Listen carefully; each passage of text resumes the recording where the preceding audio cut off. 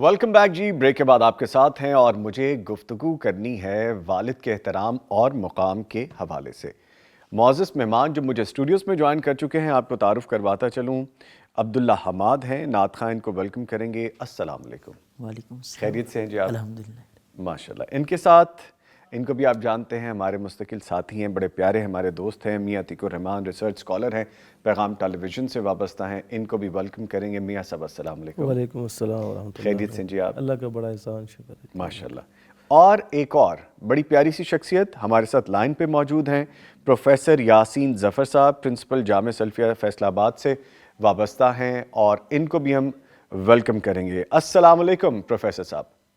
جی وعلیکم السلام ورحمۃ اللہ وبرکاتہ. سر بہت شکریہ آپ کے وقت کا. مجھے چند منٹ درکار ہوں گے والد کے مقام اور نام کے حوالے سے، اور میں پھر آپ سے گفتگو کا آغاز بھی کروں گا. والد جو ہے وہ عربی زبان کا لفظ ہے، اور یہ 4 لفظوں سے مرکب ہے. واو سے ولایت اور وفا والا، الف سے اعلیٰ مقام والا اور اثار و الفت والا، لام سے لطف و کرم والا، اور دال سے دانائی اور دستگیری کرنے والا. جب ہم ایسی صفات اور خصائل کی حامل شخصیت سامنے آتی ہے تو اسے والد یعنی باپ کا نام دیتے ہیں. اسی طرح باپ اردو زبان کا لفظ ہے، اور تینوں لفظ ان کا مجموعہ ہے، یعنی بے سے برکت و بزرگی والا، الف سے اساس اور اصل اور آبیاری والا، اور پے سے پیار و محبت اور الفت کے مجموعے کا نام باپ ہے.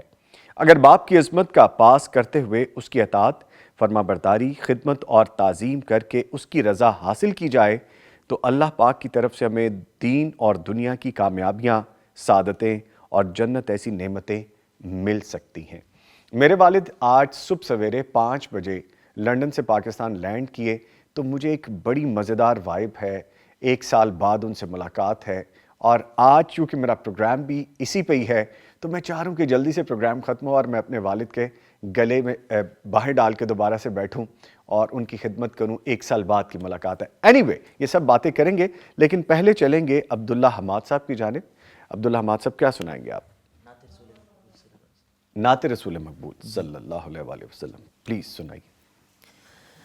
کس قدر ہے پیارا نام آپ کا، سارے نبیوں سے اونچا مقام آپ کا.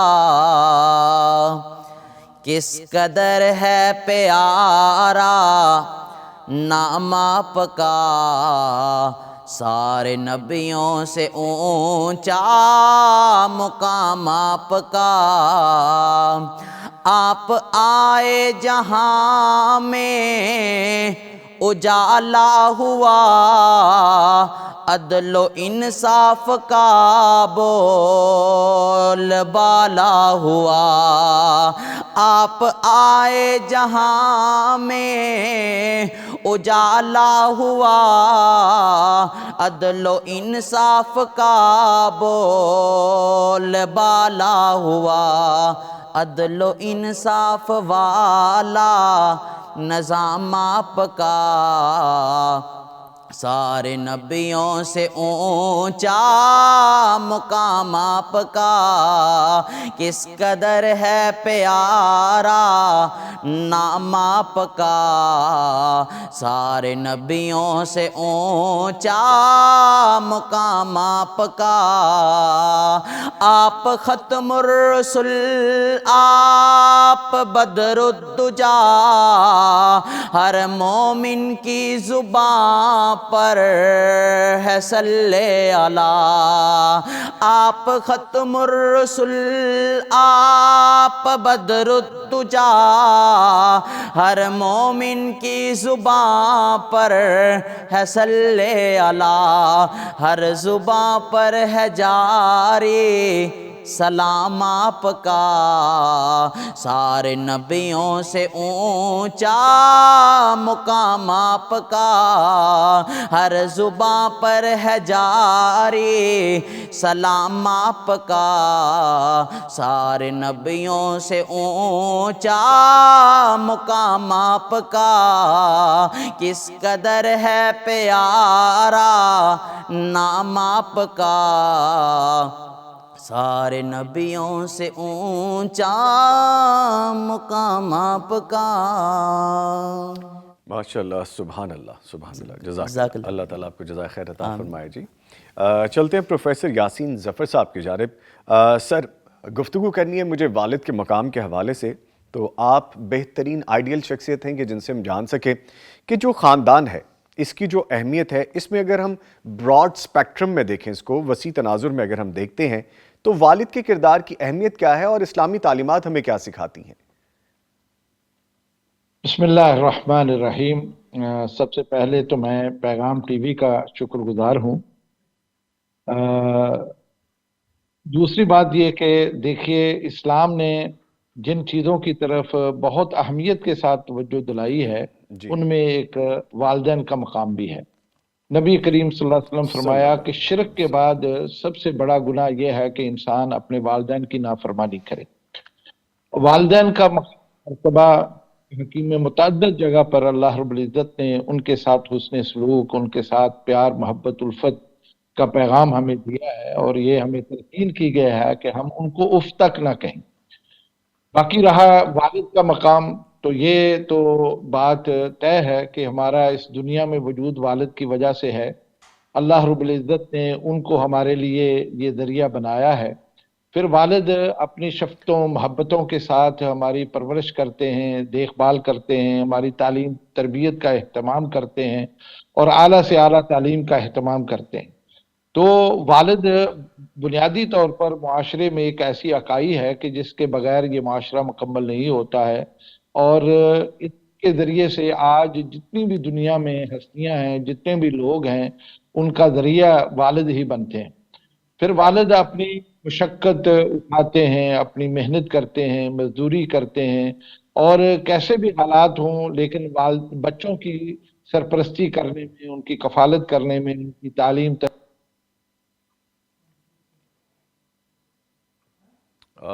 والد بہت ہی اونچا مقام ہے۔ جی، ٹھیک ہے، ٹھیک ہے۔ تو میں یہ سمجھتا ہوں کہ ان کے بغیر کوئی بھی معاشرہ تکمیل نہیں پہنچتا، اور ہمیں اپنے والدین کی عزت احترام بھی کرنا چاہیے، ان کے مقام و مرتبہ کے مطابق ان کے ساتھ حسن سلوک بھی کرنا چاہیے۔ ٹھیک ہے، اچھا سر، اس جی جی پلیز، جی جی بولیے آپ۔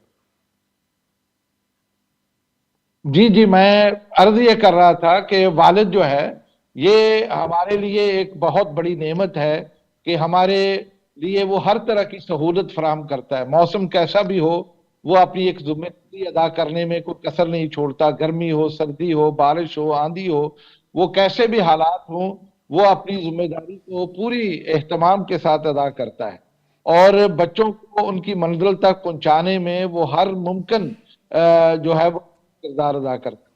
آج بڑے سے بڑے آدمی کو آپ دیکھیں، اس کے پیچھے اس کے والد کا ہی ہاتھ ہوتا ہے، لیکن بدقسمتی سے یہ بات فراموش کر دی جاتی ہے۔ انسان جب کسی بھی منزل پر پہنچ جاتا ہے تو سمجھتا ہے یہ میری عزت ہے، یہ میری آوش ہے، اس کی وجہ سے میں آیا ہوں، لیکن حقیقت یہ نہیں ہوتی ہے۔ اور پھر والدین کی دعائیں بھی سب سے بڑا ذریعہ ہوتی ہیں انسان کی کامیابی کے لیے، کہ والدین ہمیشہ بے لوث اپنے بچوں کے لیے دعا کرتے ہیں، اور انہی کی دعاؤں کا نتیجہ ہوتا ہے کہ بچے کسی اچھی منزل پر پہنچ جاتے ہیں۔ اللہ رب العزت نے وہ ہم سب کے لیے ایک بڑا خوبصورت ذریعہ بنایا ہے۔ جن کے والدین زندہ ہیں، اللہ ان کو سلامت رکھے، آمین، اور ان بچوں کو اپنے والدین کی قدر کرنی چاہیے۔ جن کے والدین اس دنیا سے چلے گئے، اللہ ان کی مغفرت فرمائے۔ میں یہ سمجھتا ہوں آج جو بھی بڑا آدمی ہے، اس کے پیچھے اس کے والد کا ہاتھ۔ یقیناً، اور والد ہی وہ دنیا بھر میں واحد شخصیت ہے جو چاہتا ہے کہ اس کا بچہ اس سے آگے جائے، اس سے اگلا مقام پائے، اس سے زیادہ ترقی کرے۔ یہ کسی اور رشتے میں خال خال ہی ملے گا۔ اچھا سر، قرآن و حدیث میں والد کی جو اہمیت ہے، جو مقام و مرتبہ ہے، اس کے حوالے سے ہمیں کیا رہنمائی ملتی ہے؟ देखिए रसूल अकरम सल्लल्लाहु अलैहि वसल्लम की एक हदीस है जो कि बड़ी वादे है। आपने फरमाया है कि इंसान की अल्लाह ताला की रजा में वालिद अगर राजी है तो अल्लाह भी राजी है। तो इस एतबार से ये बहुत बड़ी हदीस है वालिद की फजीलत के एतबार से। अगर आप चाहते हैं कि अल्लाह रब्बुल इज्जत आपसे राजी हो तो फिर अपने वालिद को आप राजी कर लें। वालिद अगर राजी हो गया तो समझिए अल्लाह ताला भी राजी हो गया। इससे बड़ी फजीलत और किसी की हो नहीं सकती है। इसलिए हमें ऐसा तरीका और तर्ज अमल इख्तियार करना चाहिए जिसके जरिए से हमारे वालिद जो है ना कम अज कम हमारे ऊपर राजी रहें। हमेशा इस बात का एहतमाम करना चाहिए और उनकी खिदमत करनी, और ख़ास तौर पर जब वो बुढ़ापे को पहुंच जाए तो फिर तो बहुत ज़्यादा इंसान को एहतियात करनी चाहिए।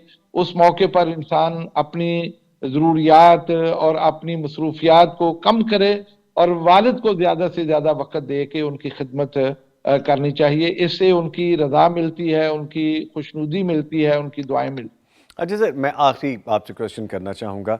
आज का जो तेज़ रफ्तार दौर है, इसमें ख़ास तौर पर वालिद किस तरह घर में अपनी ज़िम्मेदारियों के साथ साथ पेशा वराना जो फ़राइज़ हैं उनको मौसर तरीके से इनको मुतवाज़न बैलेंस किया जा सकता है? देखिए मौजूदा दौर में बहुत सारी ऐसी मसरूफियात आ गई हैं, बच्चे भी मसरूफ़ होते हैं, घर वाले भी और इसी तरह वालिद भी।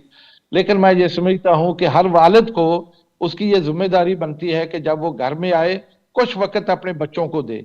ये जो मौजूदा सहूलियात हैं, वो टेलीविज़न हो, वो मोबाइल की एक्टिविटी हो, कोई और भी इस तरह की मसरूफियात अगर हों, उनके तर्क करके बच्चों के साथ कम से कम 1-2 घंटे बैठना चाहिए, बातें करनी चाहिए, बड़ों की बातें करनी चाहिए, को किस्से सुनाने चाहिए, उनकी खैरियत मालूम करनी चाहिए, उनकी तालीम के बारे में पूछना चाहिए, उनकी ज़रूरियात के बारे में पूछना चाहिए। अगर वालिद उनके कामों में दिलचस्पी का इजहार करेगा और अपनी हमदर्दी का इजहार करेगा, इससे घर का माहौल भी बेहतर होगा और बच्चे भी समझेंगे कि वालिद हमारे सर पर कायम है और हमारी हर तरह से देखभाल कर रहा है। असल अलमिया यही है मौजूदा तेज रफ्तार दौर में कि वालिदैन ये समझते हैं कि बच्चे अपनी जगह मसरूफ़ हैं, वो पढ़ते हैं तो बस वो अपने कमरे में चले जाते हैं, खाना वाना खाया और अपने अपने काम में मसरूफ़ हो गए। इससे दूरियां पैदा होती हैं, इससे वो माहौल पैदा नहीं होता जो एक अच्छे खुशगवार घर का माहौल होता है। इस्लाम की तालीम यही है कि हम अपने बच्चों के साथ बैठें, उनके साथ दुख सुख में शरीक हों, उनकी ज़रूरियात पूछें, उनके अहवाल पूछें, उनकी तालीम के बारे में पूछें, उनके अगर वो कारोबार भी करते हैं तो कारोबार के बारे में पूछें। कम से कम 1 घंटा ज़रूर वालिद को अपने बच्चों के साथ गुजारना चाहिए।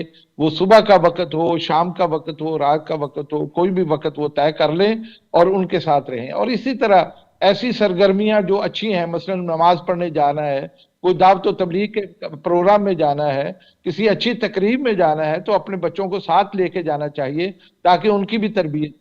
अक्सर वालिदैन को मैंने देखा है वो इस चीज को छोड़ देते हैं और अकेले ही सारे मामलात में वो अकेले ही जाते हैं, अकेले ही सरगर्मियों में शरीक होते हैं। ऐसा नहीं करना चाहिए, अपने बच्चों को साथ रखें।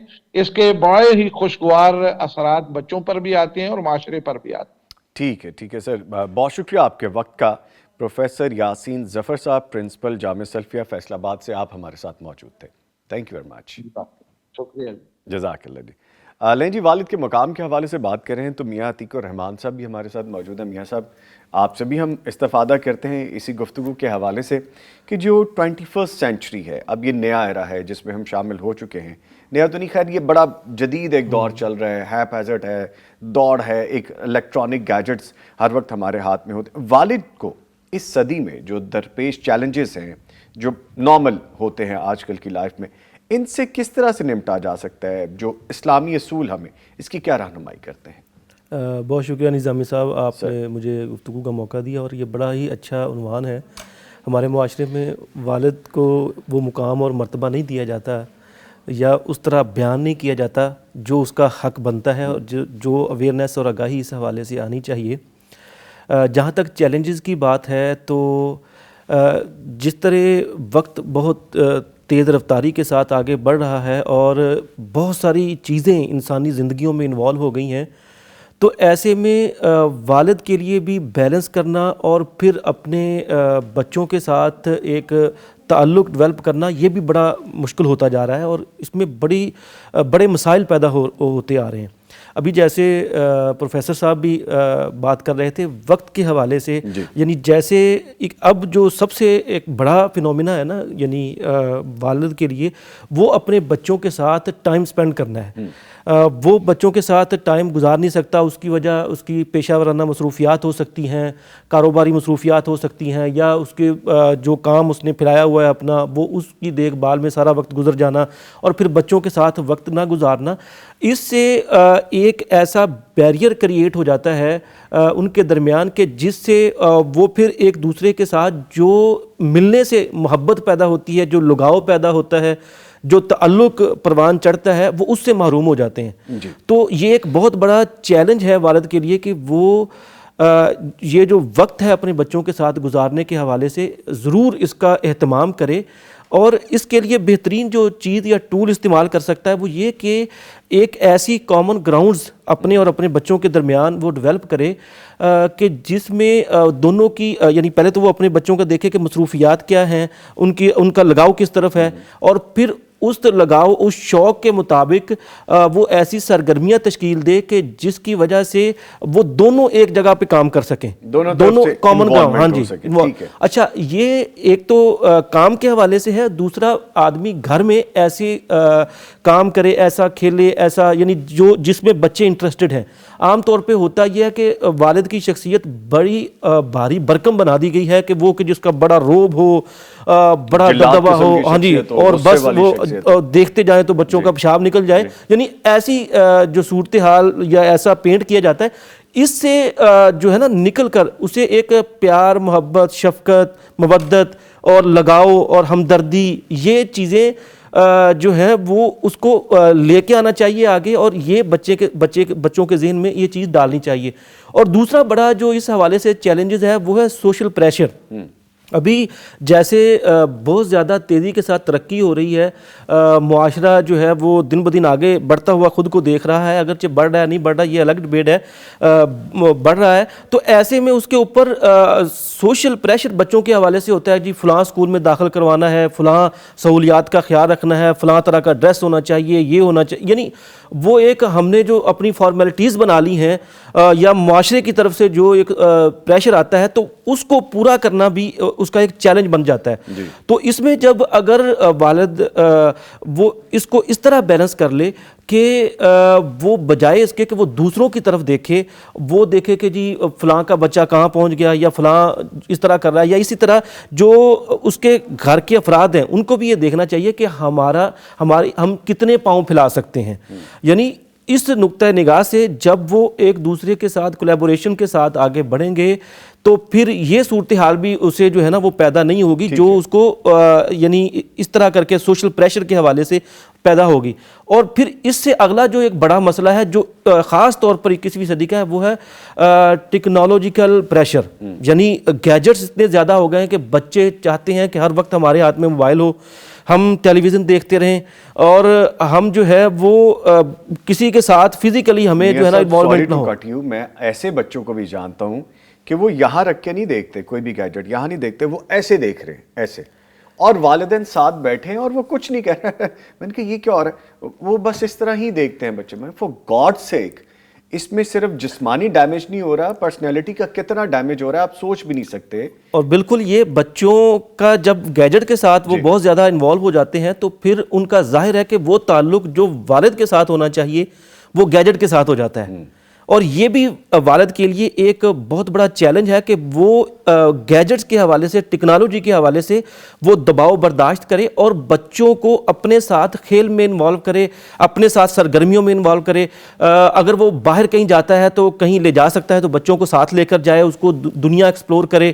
یعنی یہ ساری چیزیں ہیں کہ جس کے ذریعے ایک والد جو ہے وہ فیس کر سکتا ہے. اور پھر اگر خالص دینی پراسپیکٹس کے حوالے سے ہم دیکھیں تو ایمان جس کی زندگی کا مرکز ہوتا ہے تو وہ پھر جب اس کو چیلنجز کسی بھی مسلمان کو پیش آتے ہیں تو وہ پھر اللہ کے حضور جو ہے وہ اپنا تعلق وہ مضبوط کرتا ہے، ایمان اس کا جو ہے وہ اس کو تسلی دیتا ہے، اطمینان دیتا ہے۔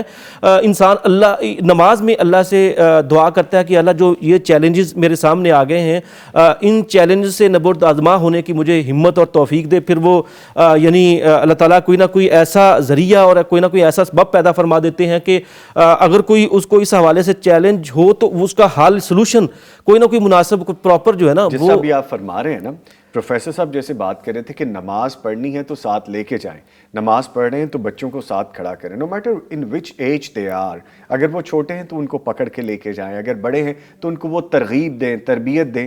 مجھے ایک چیز ذہن میں آ رہی تھی، اور یقیناً آپ جیسے لوگ اور ایسی بڑی شخصیات جو یہ کرتے بھی ہوں گے، جو دین کے داعی بھی ہیں، دین پہ کاربند بھی ہیں، عملی طور پہ بھی کام کر رہے ہیں اس پہ، لگتا یہ ہے کہ کبھی کبھی ہمیں یہ بھی کرنا چاہیے کہ ہم قرآن کریم کھولیں، اس کو پڑھیں اور بچوں کو ساتھ بٹھائیں کہ دیکھو بیٹا یہ آیت ہے، اس میں یہ کہا گیا ہے۔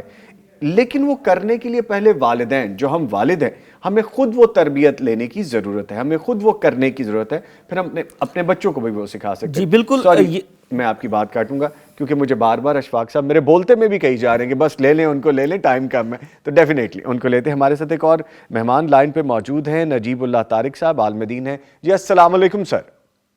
وعلیکم السلام ورحمۃ اللہ وبرکاتہ۔ کیسے ہیں سر، خیریت سے ہیں آپ؟ الحمدللہ، اللہ کا کرم ہے جی، احسان ہے جی۔ ماشاءاللہ سر، اللہ تعالیٰ آپ کو ہنستا مسکراتا رکھے، صحت مند رکھے، شاد و آباد رکھے۔ بہت شکریہ آپ کے وقت کا۔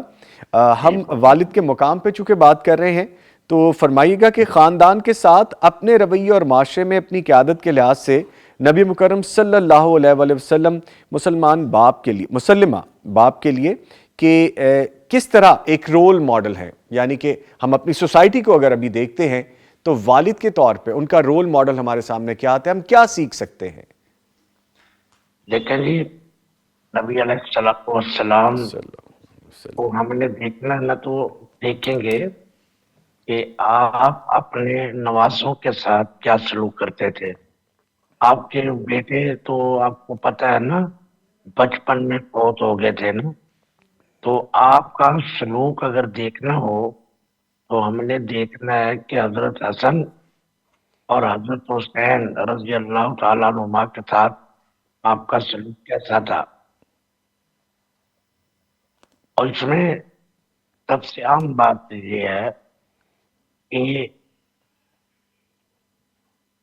نبی علیہ السلام ان کی تربیت کس طرح کرتے تھے۔ یہ واقعہ آپ نے سنا ہوگا کہ ایک دفعہ نبی علیہ السلام جا رہے تھے، حضرت حسن نے ایک کھجور اپنے منہ میں ڈال لی، تو آپ نے اسے کہا کہ یہ کھجور نکال دو،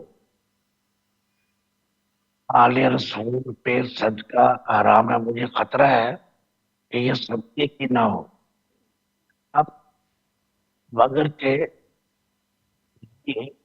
خاص موقع تھا، جی لیکن تربیت کے حوالے سے آپ دیکھیں اسی طرح حضرت فاطمہ رضی اللہ تعالی عنہ کو پتہ چلا کہ نبی علیہ السلام آج کچھ غلام بانٹ رہے ہیں، غلام آئے تھے۔ اب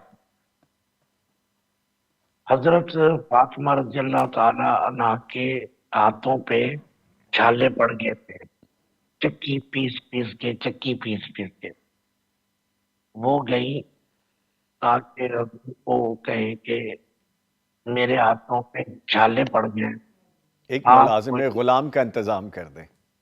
جی کوئی غلام ہے، لیکن نبی علیہ السلام گھر میں نہیں تھے، تو حضرت فاطمہ حضرت عائشہ صدیقہ کو رضی اللہ تعالیٰ بتا کے آ گئی۔ جی حضرت فاطمہ بتلاتی ہیں کہ حضور رات کو ہمارے گھر میں آئے، تو آپ نے فرمایا کہ دیکھو غلام چھوڑو، تم ہر نماز کے 33 مرتبہ سبحان اللہ، 33 مرتبہ الحمدللہ، 34 مرتبہ اللہ اکبر کرو۔ اب اگر मुझसे कोई चीज मांगे कि मुझे मोटरसाइकिल ले दो, अब मुझे ये, मुझे कार दे, टीवी दे, मुझे मोबाइल ले दो, और मैं समझता हूँ कि इसको जरूरत भी है, इसका मुतालबा भी जेन्युइन है, लेकिन बाज औक़ात इस तरह करना चाहिए कि उसको नेकी की तरबियत करनी चाहिए। तरबियत, मसलन आजकल बच्चा छोटा है 5 साल का, आप अपनी जेब में टॉफियां रख लें, अच्छी टॉफी, उसको कहे कि ये टॉफी मैं तुम्हें मस्जिद में जाके दूंगा। जी। जब आप मस्जिद के दरवाजे पे जाएं, 2 टॉफियां उस बच्चे को दे दें और कहें जेब में रख लो, नमाज के बाद खानी। अब ये देखें, बच्चा लालची होता है फितरतन, बल्कि अल्लाह ने तो कहा कि इंसान लालची है। जी, इंसान लालची। बच्चा तो बिलौल होता है। तो इस तरह बच्चा जो है वो आपके साथ साथ चलेगा। मैं आपको अपना वाकया शेयर करता हूँ कि मैं आजकल जब नमाज पढ़ने जाता हूँ तो मेरा छोटा पोता 5 साल पर जाता है। वो सिर्फ इसलिए जाता है, इसलिए कि वापसी पे मैंने अपनी दादी के साथ दौड़ना है और मैंने आगे निकल जाना है। मैसेज हम तक आ गया कि ये तरबियत है। एक तो वो दादा जो कि अब देखिए 2 वालिद तरबियत कर रहे हैं, एक जो उस बच्चे के वालिद है और एक उस बच्चे के वालिद तरबियत करे, ये सीखने के लिए चीज़ें हैं। तो बहरहाल मैं थैंक यू अदा करूँगा। नजीबुल्लाह तारिक साहब आलमदीन हमारे साथ लाइन पे मौजूद थे। चाहते तो थे हम कि लंबी बात हो जाए, कंप्लीट हो जाए ब्रेक तक, लेकिन सम रीजंस वो नहीं हो सका। एनीवे, और अभी अशफाक साहब हमारे पास टाइम है या ब्रेक पे जाएंगे हम? ठीक है, अशफाक साहब कह रहे हैं जी, ये कोई मैं खिलाई मखलूक से बातें नहीं करता, IFB है जी, इसमें अशफाक साहब से बातें होती रहती जो हमारे प्रोड्यूसर हैं। इसके साथ ही मैं अपने मौजूद मेहमानों का शुक्रिया अदा करूंगा। हमारे साथ मौजूद रहे अब्दुल्ला हम्माद सर, आपके आने का बहुत शुक्रिया, माशाल्लाह खूबसूरत अंदाज से आपने अदायगी की। इनके साथ हमारे साथ मौजूद रहे मियाँ अतीकुर रहमान साहब, रिसर्च स्कॉलर। मियाँ साहब आपके आने का शुक्रिया, ऑल्दो के गुफ्तगू कम रही लेकिन माशाल्लाह म्यारी रही, आपके आने का शुक्रिया जी।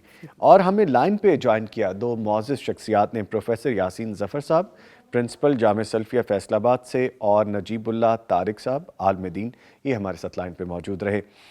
कमोबेश अब्दुल्ला हमाद साहब के अलावा जितने भी मौजूद मेहमानों से बात हुई, इंक्लूडिंग मी जो मैं मेज़बान हूँ, हम सब वालिद हैं और हमें अपना मकाम दीन इस्लाम से जानना चाहिए, सीखना चाहिए, पढ़ना चाहिए और अपने बच्चों को उस मकाम को ज़हन में रख के तरबियत देनी चाहिए।